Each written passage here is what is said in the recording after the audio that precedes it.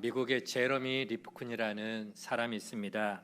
그 사람이 현대 과학과 기술의 발전이 오늘 이 시대의 사회, 경제, 환경에 미치는 그런 영향에 대해서 광범위하게 연구를 해서 발표하여 책을 냈는데요. 그 책이 바로 공감의 시대다라고 하는 책입니다.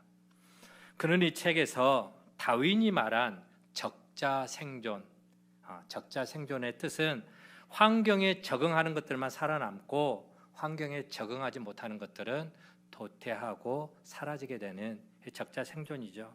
이와 같은 적자생존의 법칙이 지배하는 이 시대에 공감생존이라고 하는 새로운 패러다임을 제시를 했습니다. 인류는 이기적인 존재이로 자기의 욕망을 채우기 위해서 끊임없는 파괴와 전쟁을 합니다. 지금도 세계 곳곳에서 전쟁이 지금 치러지고 있지 않습니까? 러시아와 우크라이나, 또 최근에 발생한 어디와 어디 전쟁입니까? 이스라엘과 팔레스타인의 하마스 그 전쟁. 좀 이 중동의 화약고가 굉장히 지금 세계 사람들이 주목을 하고 있습니다.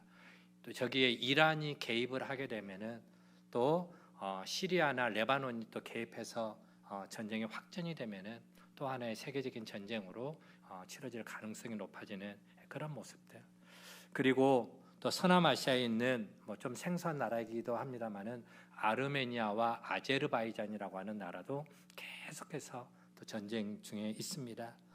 우리가 잘 아는 미얀마, 아프가니스탄의 탈레반, 끊임없이 서로 죽고 죽이는 그러한 무고한 생명이 이런 전쟁들을 통해서 죽어 나가고 있습니다. 세상이라고 하는 정글 속에서 치열한 경쟁과 그리고 대립을 통해서 강자만이 살아남는 그런 서바이벌 게임 같은 것을 하고 있습니다. 그리고 이것은 인류사를 전쟁과 테러로 얼룩지게 만들죠. 그러나 리프킨은 인간이 이러한 다윈의 진화론적 사고만을 가진 존재는 결코 아니다. 강한 자만 살아남고 약한 자들은 다 죽어나가는 그와 같은 어떤 적자생존의 법칙만이 존재하는 것은 아니다라고 강조합니다.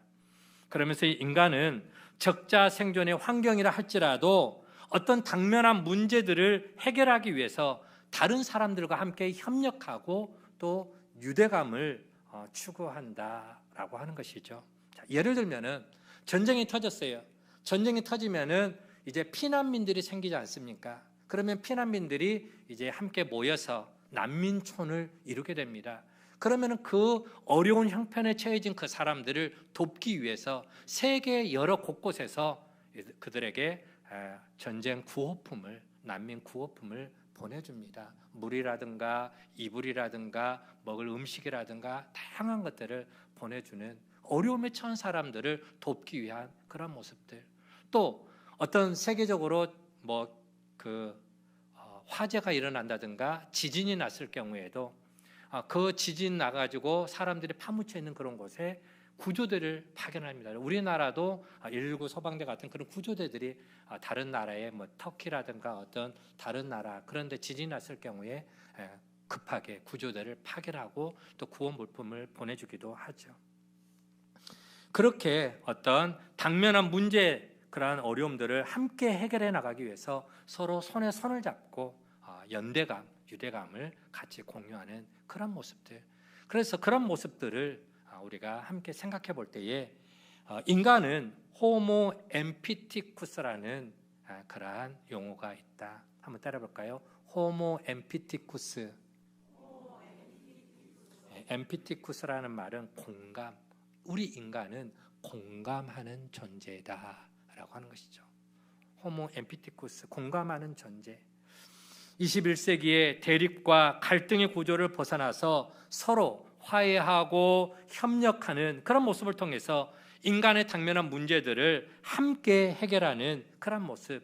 그 바로 함께 해결해 나가는 핵심이 뭐냐? 바로 공감이다라고 하는 화두를 던지고 있습니다.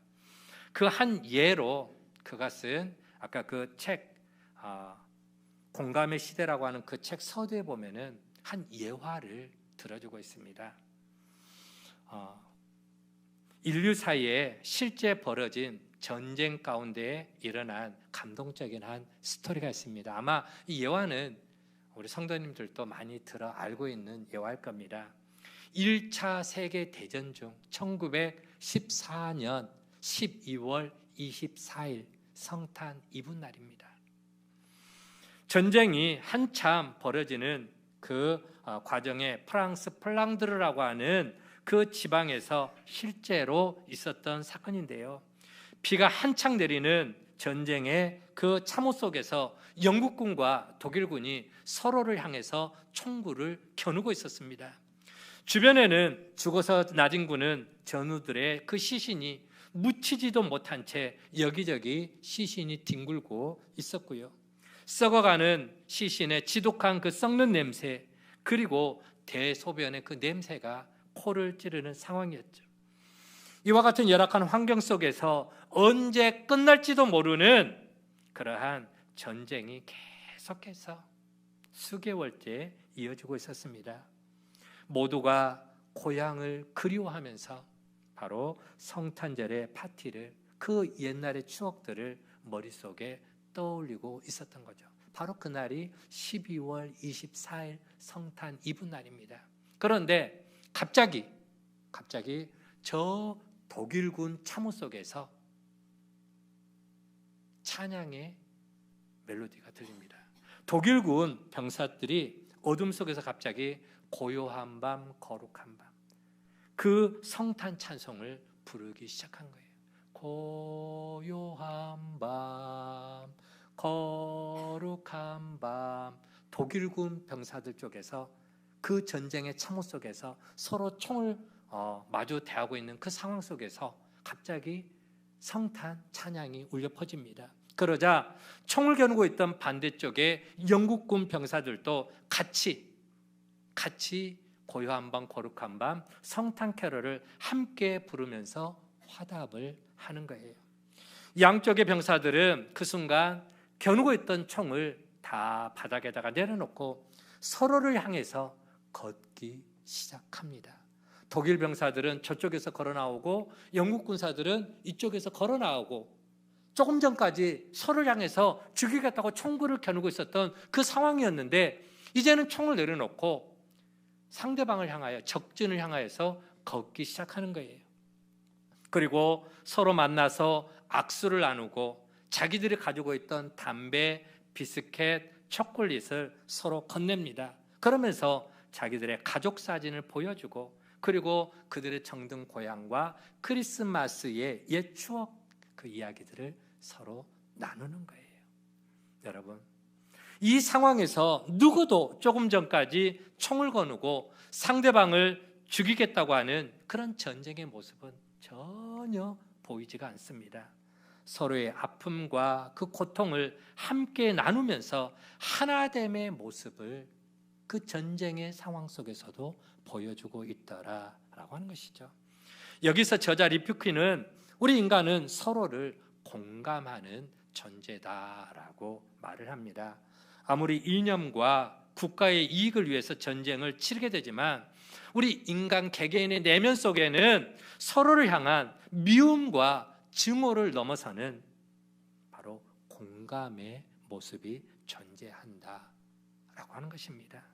그래서 인간은 공감하는 존재, 또 공감하는 그 인간상만이 진정한 인류의 문제를 해결해 나갈 수 있다고 하는 새로운 패러다임을 리프킨이라고 하는 사람이 그의 책에서 말을 하고 있습니다. 자, 공감이라고 하는, 엠피티라고 하는 그 단어가 나오기 전까지는 어떤 용어를 썼느냐? 동정하다, 심패티라고 하는, 동정하다라고 하는 용어를 썼습니다. 동정은 어떤 의미가 있느냐? 동정한다, 우리 어느 정도 의미는 알고 있죠. 한번 띄워주실래요? 동정한다라고 하는 것은 심패티, 남의 어려운 처지를 내 일처럼, 자기 일처럼 알아주거나 혹은 가엽게 여기는 마음, 이게 동정한다. 내 입장에서 상대방을 바라보니까 굉장히 어렵고 가엽게 보여지게 되는, 그게 바로 동정하는 모습입니다. 그러면은 공감은 뭐냐 그러면, 공감은 empathy라고 말을 하고 있는데요. 또 띄워주시죠. 방송실 공감 좀 깨졌네요. empathy, 상대방의 경험, 상대방의 그 정서 상태, 상대방의 생각 등을 내 입장이 아니라 상대방의 관점과 상대방의 그 입장에서 이해하고 느끼는 감정적 공유 상태. 다시 말하면은 동정은 상대방의 아픔과 고통을 내 입장에서 이해하고 내 입장에서 동의를 하는 어떤 수동적인 상태라면은, 공감은 뭐냐? 내가 아니라 상대방의 입장에서 보는 거예요. 상대방의 입장에서. 예를 들면은 사업을 하다가 부도가 났어. 그러면은 보통 우리가 동정한다 그러면은 아이고 안 됐네, 어쩔까, 불쌍하게 여겨지잖아요. 긍휼히 여겨지잖아요. 안타깝게 내 입장에서 생각을 해보는 거야. 저 사람 안 됐다. 공감은 뭐냐? 내가 부도를 당하는 그 입장에서 서보는 거야. 내가 부도를 당했어. 내가 얻어맞았어. 두들겨 맞았어. 아프잖아요. 내가 그 자리에 서보는 거예요. 그래서 상대방의 아픔과 상대방의 그 고통을 상대방의 입장에서 이해하고 함께 그것을, 아픔을 느끼는 그런 능동적인 행위가 바로 공감이다라고 하는 것이죠. 여러분, 하나님의 말씀인 성경책에는 공감이라는 단어가 있을까요?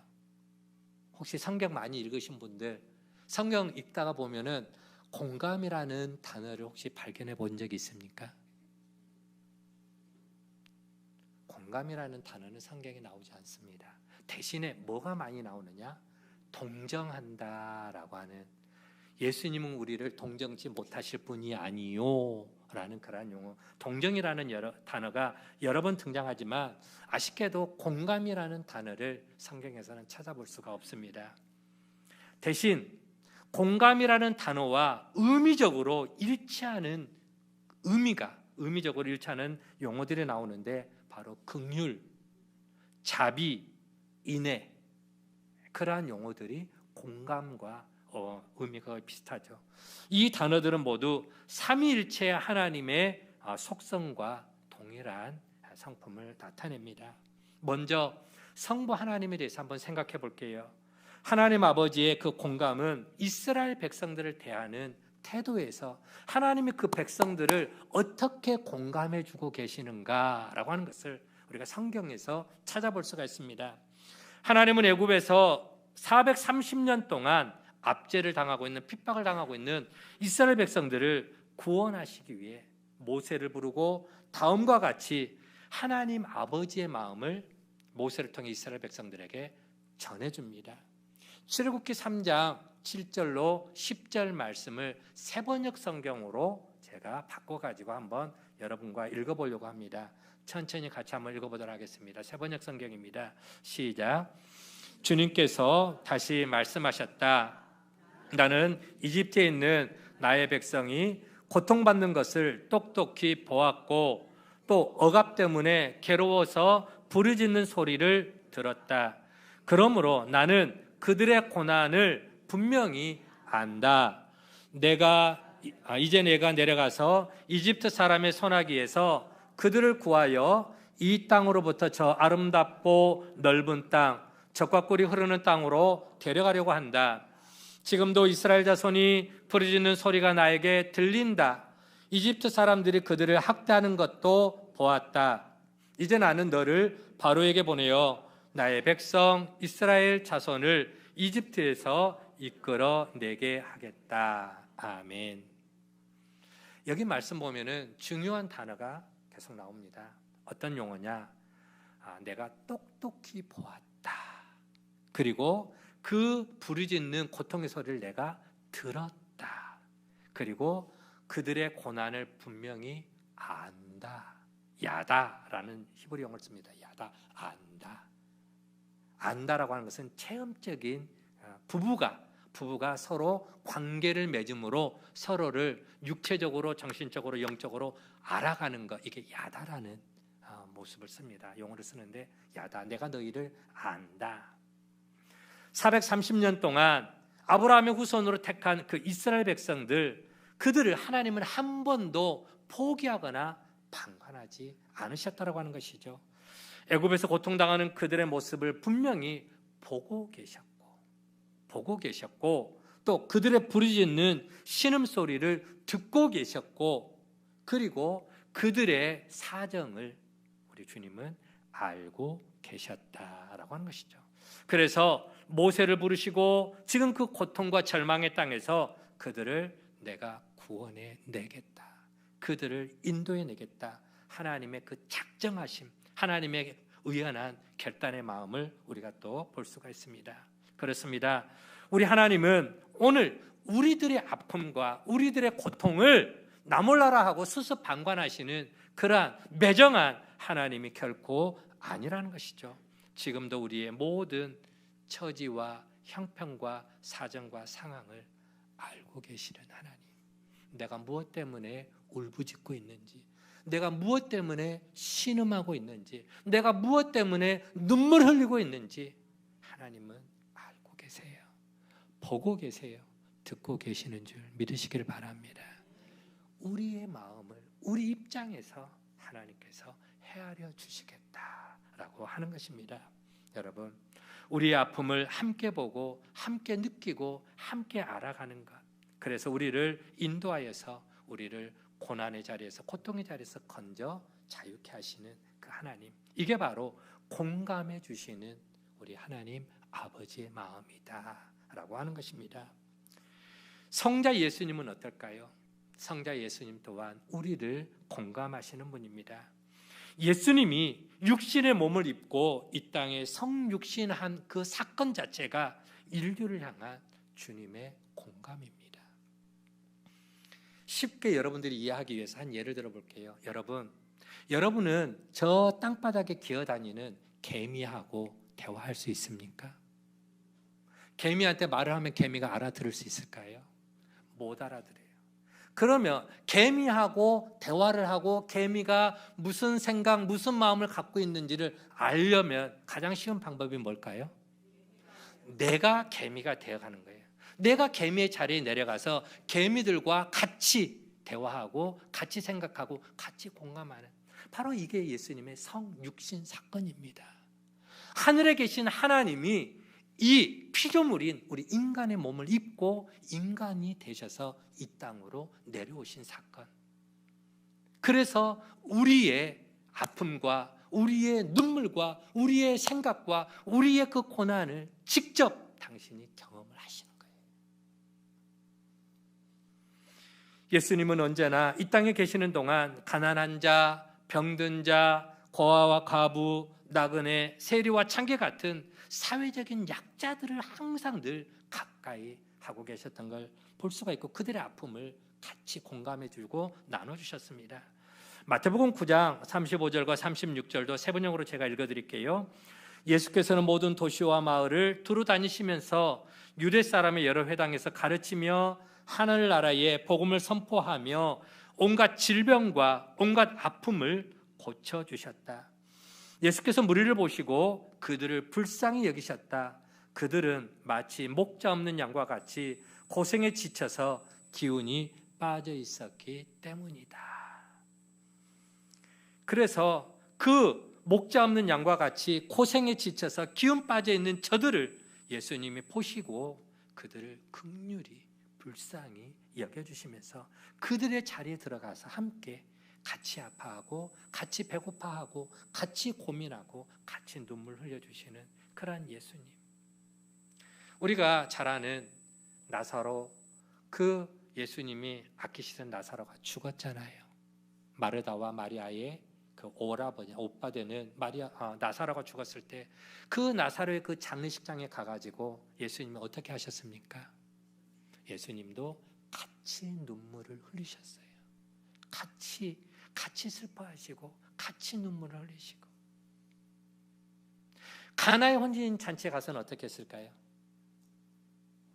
가나의 혼인 잔치 가셔서는 예수님께서 거기서는 같이 음악을 틀어놨으면 예수님이 같이 막 춤을 추셨겠죠. 같이 기뻐하시고 같이 즐거워하는 그런 모습들. 예수님이 그 혼인잔치집에 그 자리에 가갖고 에헴하고 얌전히 그렇게 무게 잡고 계셨을까요? 아니요. 예수님은 굉장히 경쾌하신 분입니다. 예수님은 굉장히 재미난 분이세요. 그래서 함께 웃고 함께 즐거워하고 함께 댄스도 치시고 즐겁게 하고 그러면서 제자들 별명 지어준 거 보세요. 베드로 별명이 뭔지 아세요? 베드로 별명 돌쇠입니다. 돌쇠. 짱돌이잖아요. 반석. 베드로 개바. 그렇죠? 짱돌. 요한 번개돌이. 그런 것처럼 재미있게 별명도 지어주시고 그리고 즐거워하는 자들과 함께 즐거워하고 또 슬픈 자와 같이 슬퍼하며 눈물을 흘렸던 예수님의 모습. 예수님은 목자 없는 양과 같이 방황하는 그들을 바라보시면서 불쌍히 여기셨죠. 불쌍히 여겼다라고 하는 것은 단순하게 동정했다라고 하는 그런 태도가 아닙니다. 그들을 바라보면서 그들을 긍휼히 여겨주시죠. 즉 사랑하는 자녀의 그 아픔과 그 자녀를 바라보는 그 고통, 그걸 같이 느끼는 거예요. 여러분들, 자식이 아픈데 부모가 멀쩡하게 관망만 하고 있을까요? 자식이 다 죽어가는데 네 그래 아파? 얼마나 아파? 그러고 있을까요? 눈물을 흘리죠. 몸부림을 치죠. 차라리 가슴을 쥐어뜯으면서 내가 차라리 아팠으면 내가 대신 수술을 받았으면 하면서 부모님이 더 애간장이 타는 그 애타는 그 부모의 마음, 그게 바로 예수님의 마음이셨다라고 하는 것입니다. 예수님의 십자가는 온 인류를 구원하시는 공감의 자리였습니다.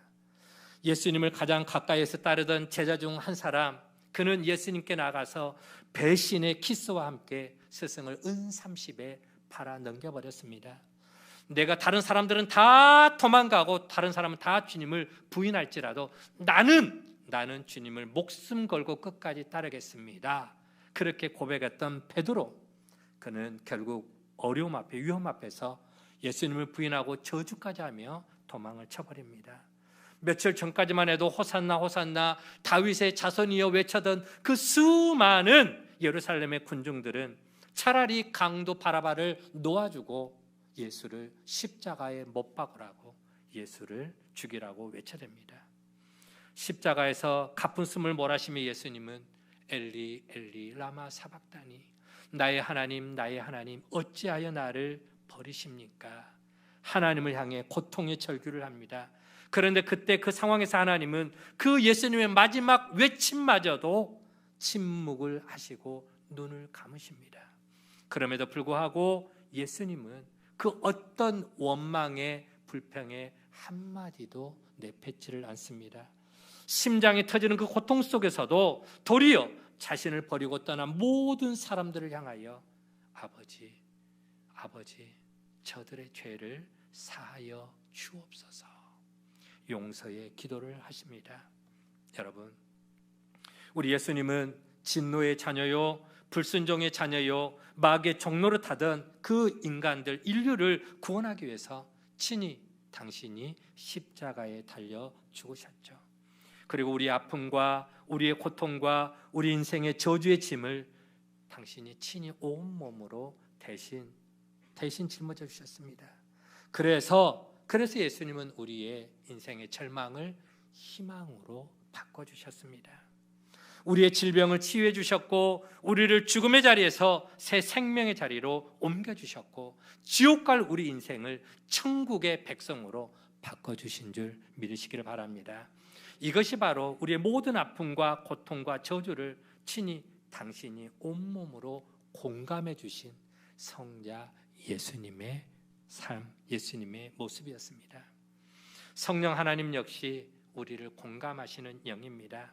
성령, 그분은 진리의 영이죠.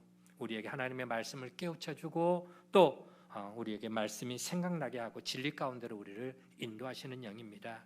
그분은 우리의 모든 아픔과 고통을 위로해주고 우리를 위해서 대신 기도해주는 중보자가 되어주십니다. 로마서 8장 26절 말씀을 이제는 같이 한번 읽어보도록 하겠습니다. 함께 읽습니다. 시작.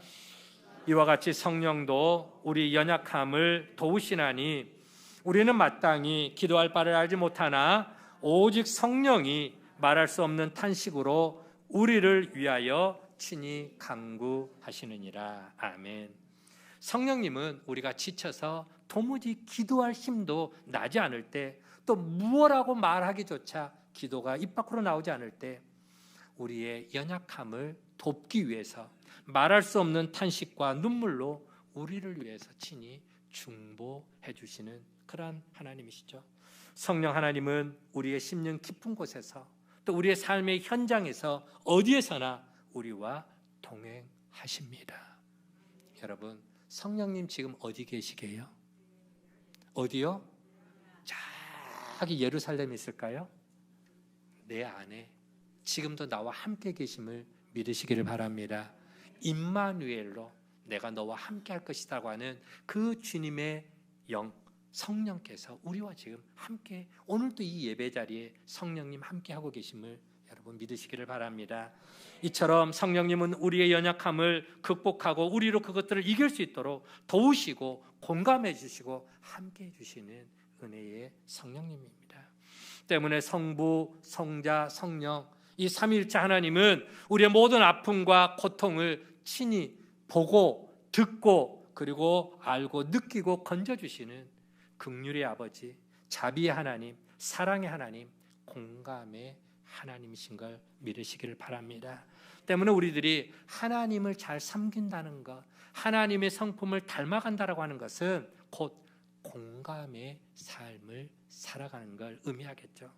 삼위일체 하나님이 보여주신 공감의 모습을 본받아서 오늘도 우리의 삶의 현장에서 함께 우리도 공감의 삶을 실천해 나가기를 간절히 축원을 드립니다. 이제 오늘 우리가 함께 읽은 본문의 말씀을 잠깐 살펴보도록 하겠습니다. 예수님 당시 바리새인과 서기관들을 향해서 예수님이 던지신 말씀이 바로 오늘 본문의 내용입니다. 대상이 누구라고요? 바리새인들과 서기관들. 예수님하고 바리새인 서기관들하고는 관계가 썩 좋지가 않았습니다. 그때 당시에. 그래서 그들은 누구보다도, 즉 바리새인과 서기관들은 본인들은 누구보다도 하나님 말씀에 정통한 자들이라고 굉장히 자부심이 강했던 사람들이죠. 하지만 예수님은 그들의 그 행위에 대해서 칭찬하지를 않았습니다. 성경은 많이 알고 있어요. 문자적으로 그 성경은 굉장히 똑똑하게 시험 보면 100점 맞을 정도로 굉장히 잘 알고 있었습니다. 그러나 살아있는 하나님의 말씀을 삶으로 받아들이지 못하고 삶으로 실천하지를 않았습니다. 오히려 그들은 그 자기들의 종교 행위를, 자기들의 의로움, 자기들의 경건함을 드러내는, 자랑하는 도구로 이용을 했던 것이죠. 한마디로 그 종교 행위, 교회에서 기도를 나는 이렇게 기도 잘해 라고 사람들에게 자랑하고요, 나 교회에서 이렇게 11조도 잘 내, 헌금 생활 자랑하고요, 나 교회에서 이렇게 전도도 잘해, 사람들에게 자기 의를 드러내는 걸 굉장히 좋아했습니다. 그래서 사람들이 많이 모이는 그 광장 한가운데 서서 두 손 들고 거룩하신 하나님이여, 사람들이 나 좀 봐달라고 기도하는 거예요. 자기 의를 드러내기 위한 그런 모습들. 바로 그런 모습을 바라보면서 예수님이 뭐라고 외쳐대느냐?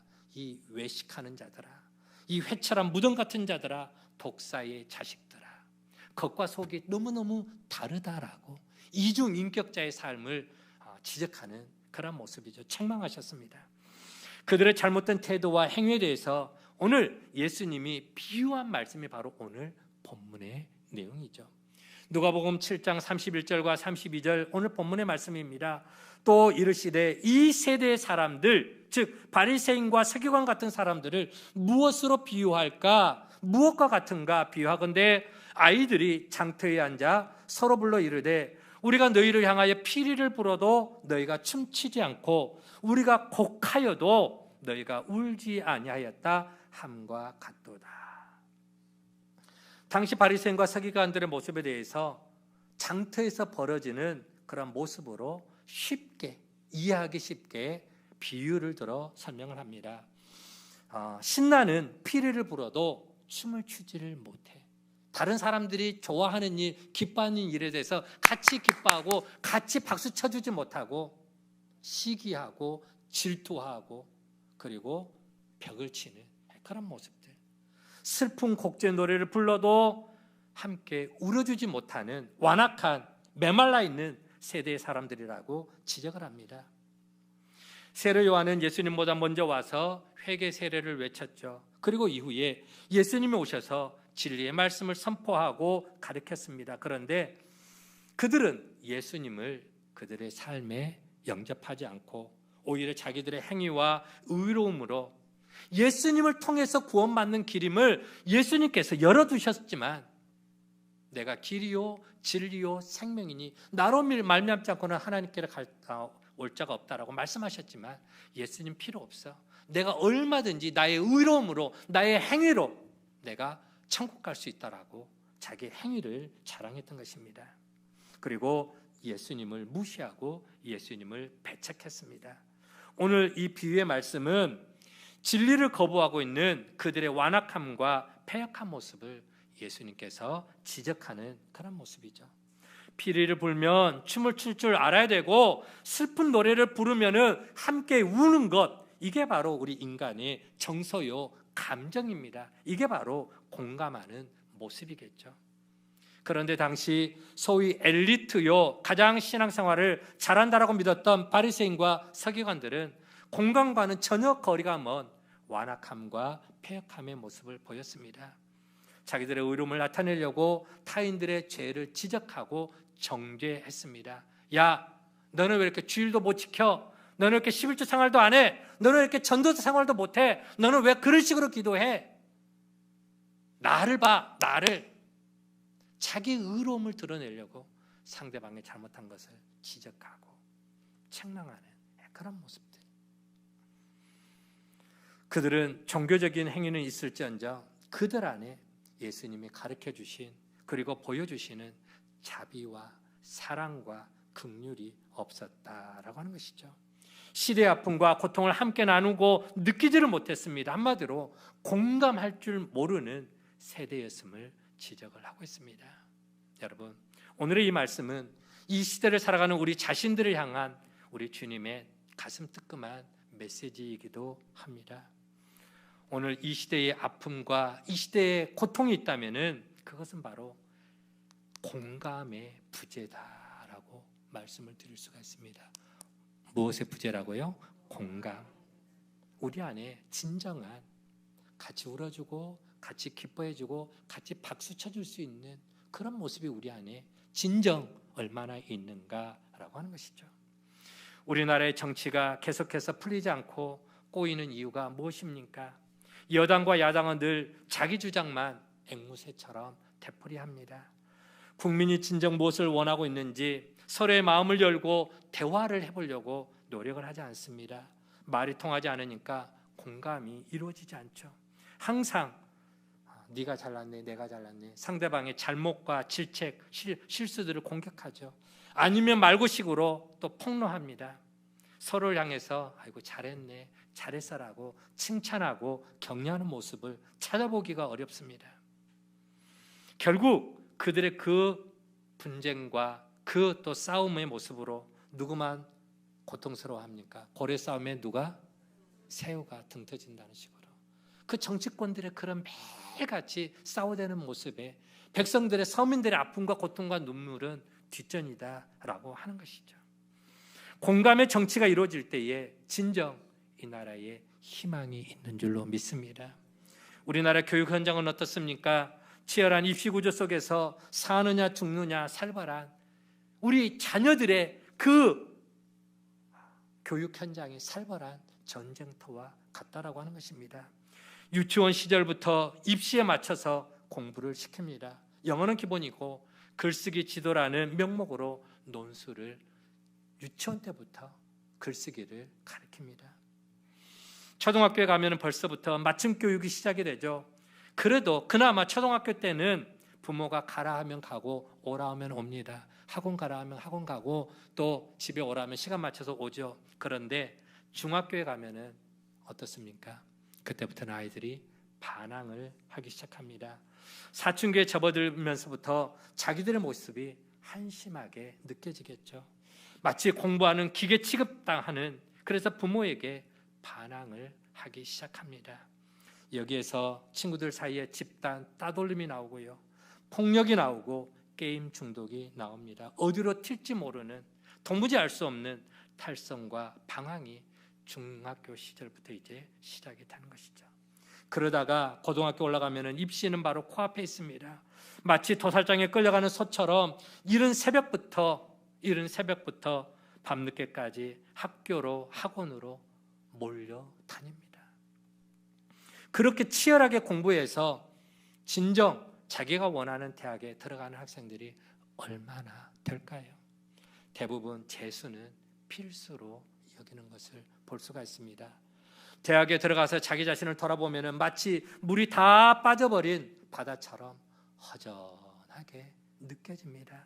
지나온 10년 동안 오직 입시를 위해서 달려왔는데 대학에 막상 들어가 보니까 자기보다 다른 사람들이 더 똑똑한 사람들이 더 많습니다.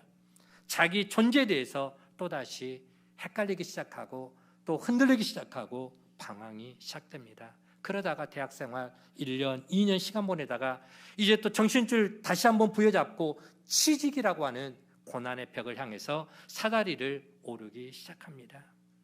대학 졸업을 또 연기해 가면서 취업을 위한 재수 삼수는 또 계속 이어지게 되죠.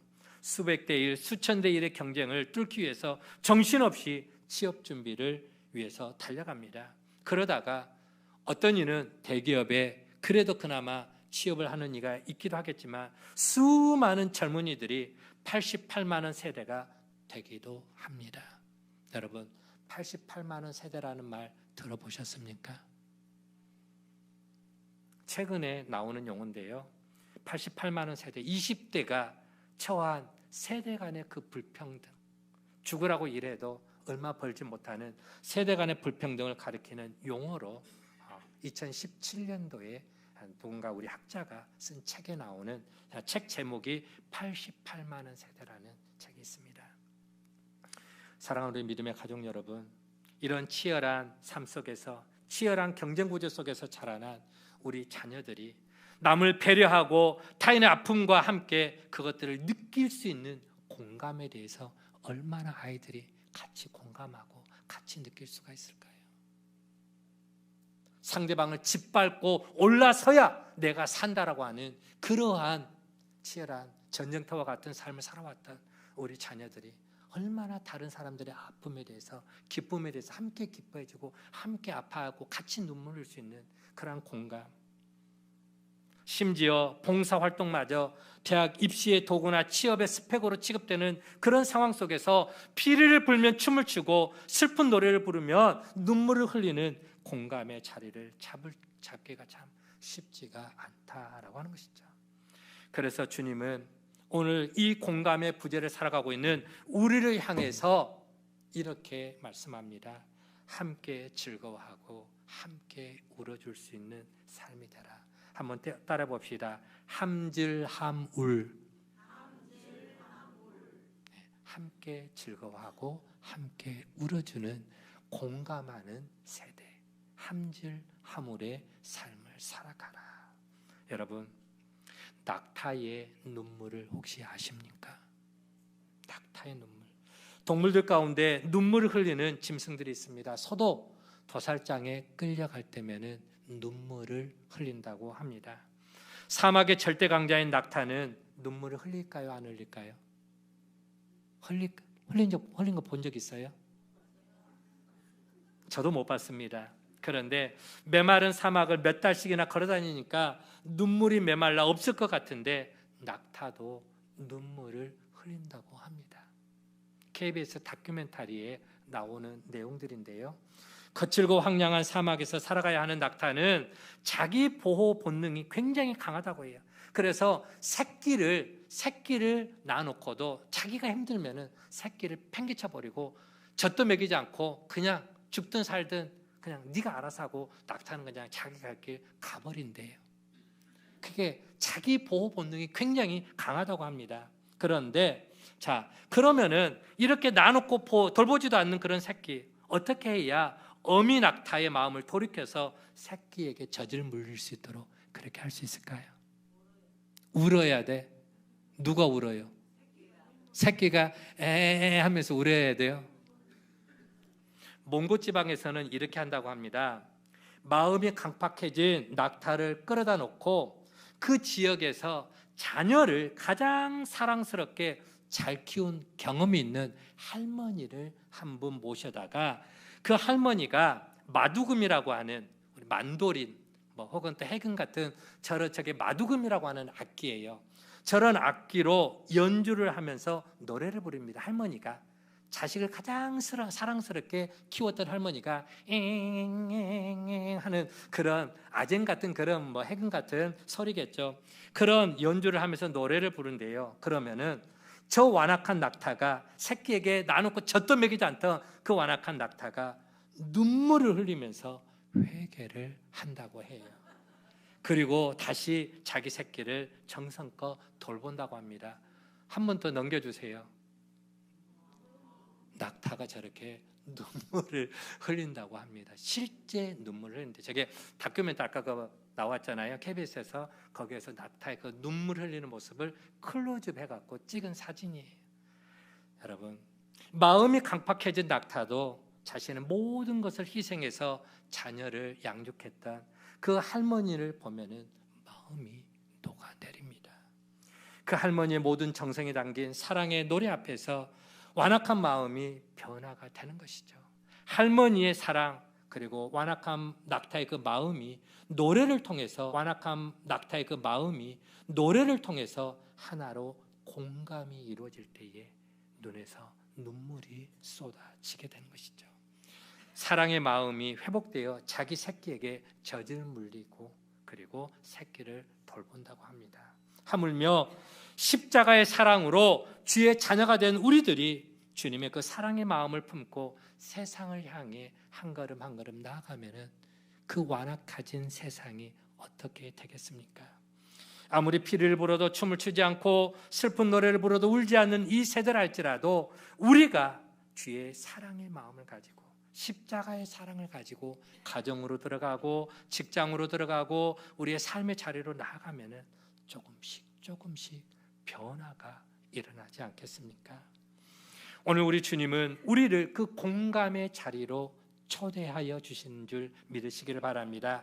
비록 이 세대가 우리가 살아가는 세대가 완악하고 패역한 세대일지라 할지라도 너희들이 먼저 공감의 마음을 품고 다가서라 말씀합니다. 그리고 먼저 공감의 노래를 부르라고 말씀합니다. 먼저 공감의 삶을 살아가라고 명하십니다. 그리고 그 완악한 이들의 마음을 우리가 끌어안고 함질 함울 함께 즐거워하고 함께 울어라. 같이 울어줘라.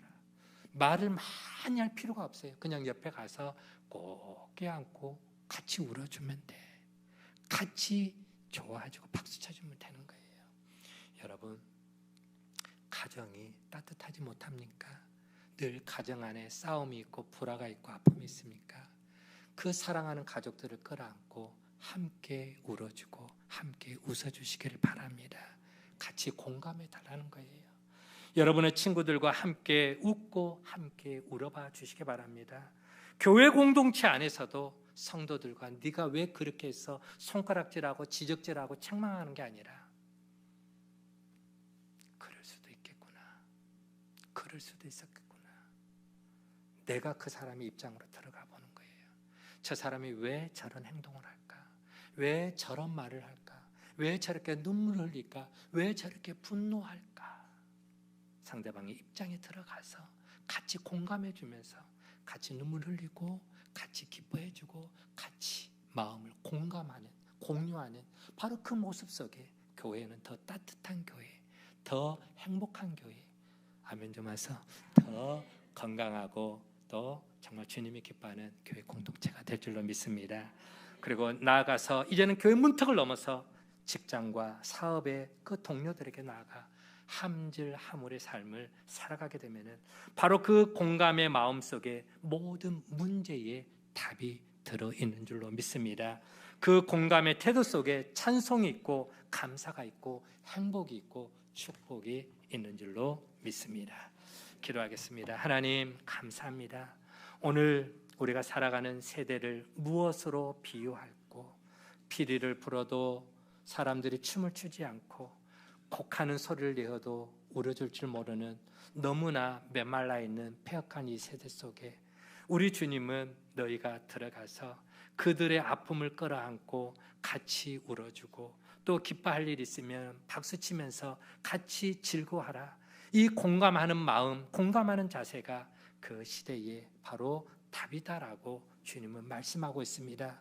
성부, 성자, 성령 삼위일체 하나님은 우리 인생을 공감해 주시기 위해서 친히 보시고 들으시고 아시고 그러면서 성육신 하셔서 친히 우리와 함께하여 주셨습니다. 우리가 그 주님의 십자가의 사랑 그리고 그 주님의 따스한 또 사랑을 먼저 받은 자들로서 이제는 나아가서 그 메마른 세대 가운데 메마른 또 이웃들에게 나아가 그렇게 함질 함울의 삶을 통해서 많은 이들의 그 눈에 눈물을 닦아주고 또 같이 함께 손에 손을 잡고 그 처진 어깨를 붙들어 줄 수 있는 그러한 축복의 통로가 되게 하여 주옵소서. 감사드리고 예수님의 이름으로 기도하옵나이다. 아멘.